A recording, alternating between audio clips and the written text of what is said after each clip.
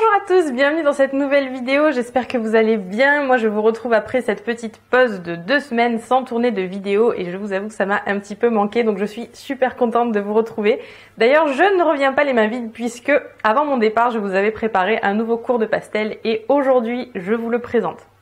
Il s'agit du portrait de Caramel, Caramel qui est une minette, un chat des forêts norvégiennes, donc avec les poils très longs et avec une robe très particulière. Alors il y a 2 mois de ça, je vous avais proposé le portrait de Cookie, un chat noir avec le poil plutôt court. Et c'est vrai que même si le noir ça peut présenter quelques difficultés quand on ne sait pas trop comment s'y prendre, le fait qu'il soit avec une robe unie et le fait qu'il soit avec le poil ras, c'est vraiment super pour débuter dans le portrait animalier ou même pour débuter dans les portraits de chats, parce que ça enlève quand même pas mal de difficultés. Suite à ce cours, donc, que vous avez très bien accueilli d'ailleurs, j'ai eu quelques commentaires qui me disaient c'est super, mais la prochaine fois, est-ce que tu pourrais faire un chat plus compliqué? Parce que il y a pas mal de choses qui peuvent poser problème dans les portraits de chats et notamment les couleurs. Il y a certains chats qui ont des poils vraiment très mélangés. Alors des petites zones où il y a des poils beiges et des poils bruns qui se mélangent. Ça, je sais que ça peut poser beaucoup de difficultés. On se demande comment on va faire pour s'en sortir. Et également un autre problème, c'est le cas du poil long. Les chats qui ont le poil long, notamment au niveau du buste, ça peut vite être compliqué de vraiment créer l'épaisseur, créer le soyeux et faire en sorte qu'on voit de longues mèches de poils. Et ce portrait de Caramel, il est juste parfait parce qu'il réunit ces 2 problèmes majeurs que l'on peut rencontrer chez les portraits de chats, à savoir les robes compliquées et le poil long. Donc je suis vraiment ravie de vous le présenter aujourd'hui. Je pense qu'il devrait vous plaire. Ceci étant dit, si vous êtes totalement débutant, si vous n'avez jamais touché un pastel de votre vie ou si vraiment vous êtes juste en train de découvrir ce médium, je vous recommande de commencer par un portrait plus simple et notamment le portrait de Cookie qui sera beaucoup plus facile pour vous. Cependant, rien ne vous empêche de le regarder ce cours, de le regarder comme un film parce que vous allez quand même apprendre beaucoup de choses. Donc c'est juste que j'ai pas envie que vous vous lanciez dans ce portrait et que vous trouviez ça compliqué parce que le fait que sa robe soit complexe, ça demande quand même de la concentration et ça demande d'avoir quand même déjà une petite pratique du pastel. Je dis pas qu'il faut être un expert du tout, hein.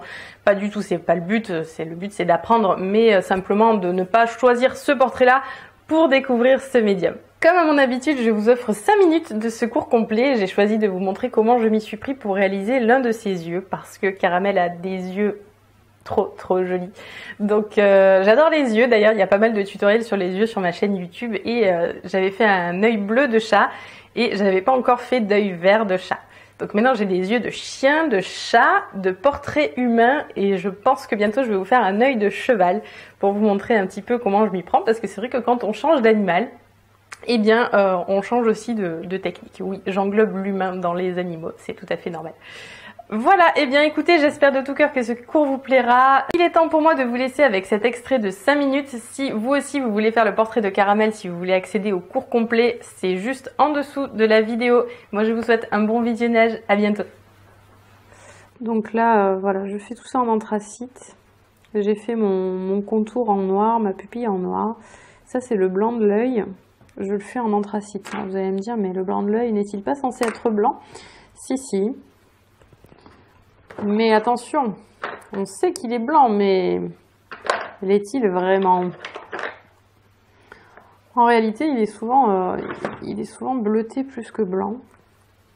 D'ailleurs, je vais rajouter du bleu tout de suite. Hop. Parce que là, il est dans l'ombre. Donc il est très foncé en fait. On a l'impression qu'il est blanc, mais voilà.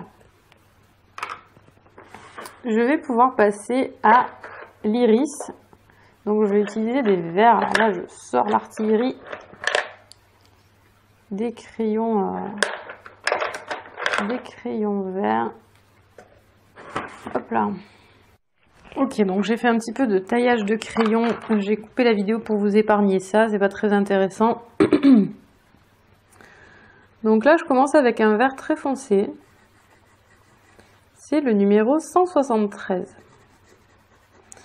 Et je repère sur mon dessin les zones qui sont les plus foncées. Donc là, clairement, il y a une zone d'ombre. Il y a, comme très souvent, une zone d'ombre qui vient dans la partie supérieure de l'œil. Dexter est tout à fait d'accord d'ailleurs. Parce que c'est tout simplement les poils au-dessus de l'œil qui viennent empêcher un petit peu la lumière d'atteindre cette zone-là. D'accord. Ensuite, il y a une autre zone d'ombre ici. Alors, on voit que globalement, hein, sur le contour de l'œil, c'est un petit peu plus foncé.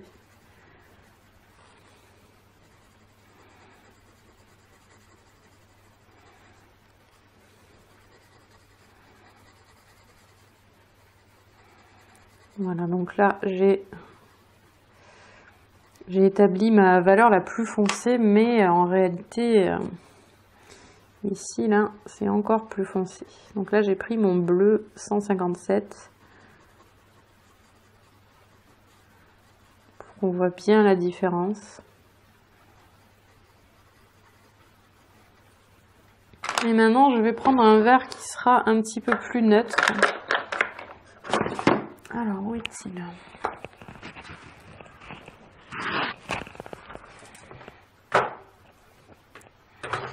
Le voilà. Alors, j'aime beaucoup ce vert pour les yeux de chat, c'est le numéro 172. Et là, je vais pouvoir mettre en couleur l'iris. Je viens repasser sur mes zones d'ombre. Sans appuyer, en fait, ça va déposer un voile de vert transparent, un peu comme un filtre. Donc ça va harmoniser l'œil sans pour autant effacer totalement le contraste. Donc là, on a quelque chose qui est entièrement mis en couleur. Mais je ne vais surtout pas m'arrêter là parce que ce serait une bien mauvaise idée. Je reviens repasser à nouveau. Recréer l'ombre que j'ai perdue un peu trop, je trouve.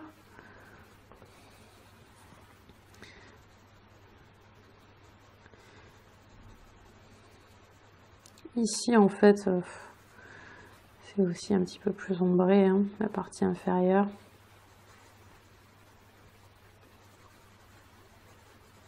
Voilà. Et enfin, pas enfin, mais du moins étape suivante, je prends le numéro 102. Le numéro 102, c'est un jaune, mais moi je trouve qu'il est très verdâtre comme jaune. Donc il va très bien convenir pour apporter un petit peu de lumière à cet œil, parce que bien qu'il soit dans l'ombre, et ben, ça l'empêche pas d'avoir des petits reflets brillants.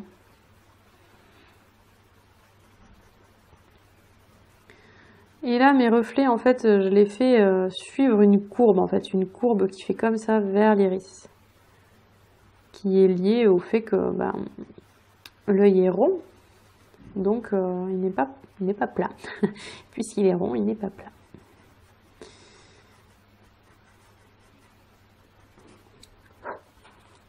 Alors là, qu'est-ce qui se passe? En fait, mon chat, il a pris un air méchant tout à coup. Pourquoi?